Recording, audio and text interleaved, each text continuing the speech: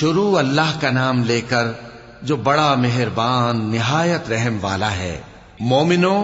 اگر تم میری راہ میں لڑنے اور میری خوشنودی طلب کرنے کے لیے مکے سے نکلے ہو تو میرے اور اپنے دشمنوں کو دوست نہ بناؤ۔ تم تو ان کو دوستی کے پیغام بھیجتے ہو اور وہ دین حق سے جو تمہارے پاس آیا ہے منکر ہیں، اور اس وجہ سے کہ تم اپنے پروردگار یعنی اللہ تعالیٰ پر ایمان لائے ہو،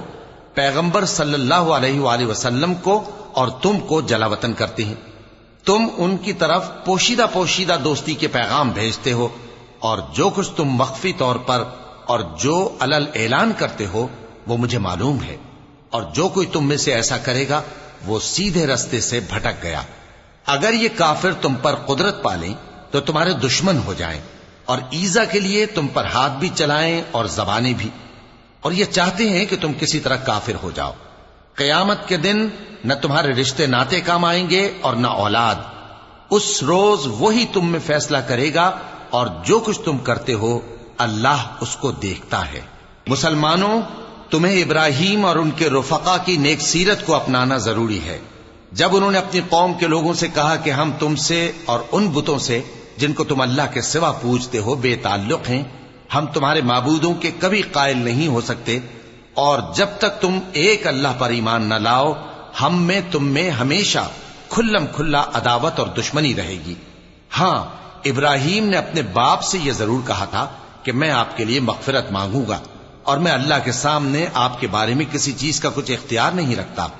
اے ہمارے پروردگار، تجھی پر ہمارا بھروسہ ہے اور تیری ہی طرف ہم رجوع کرتے ہیں، اور تیرے ہی حضور میں ہمیں لوٹ کر آنا ہے۔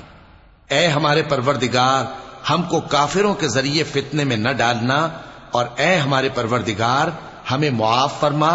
بے شک تو غالب ہے، حکمت والا ہے۔ تم مسلمانوں کو یعنی جو کوئی اللہ کے سامنے جانے اور روز آخرت کے آنے کی امید رکھتا ہو اسے ان لوگوں کی نیک سیرت اپنانی چاہیے، اور جو روگردانی کرے تو اللہ بھی بے نیاز ہے، لائق حمد و ثنا ہے۔ عجب نہیں کہ اللہ تم میں اور ان لوگوں میں جن سے تم دشمنی رکھتے ہو دوستی پیدا کر دے،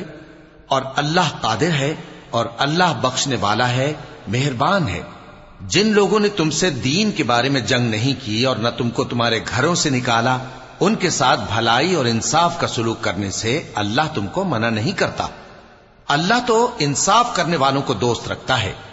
اللہ انہی لوگوں کے ساتھ تم کو دوستی کرنے سے منع کرتا ہے جنہوں نے تم سے دین کے بارے میں لڑائی کی اور تم کو تمہارے گھروں سے نکالا اور تمہارے نکالنے میں اوروں کی مدد کی۔